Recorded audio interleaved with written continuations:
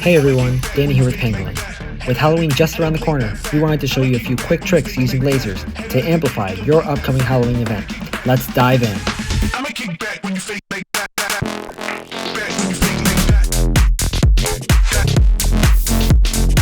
So these awesome Halloween colored laser effects you see here were all made in seconds using our Pangolin Quick Show software.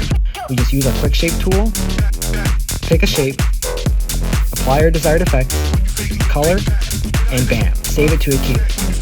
Repeat this process for any other effects you want. Then, drop them into our timeline, sync to music, and we're off to the races. We've got a complete Halloween-themed laser display in no time. In this video, we're using our Unity Raw 1.7 and an FB3 controller.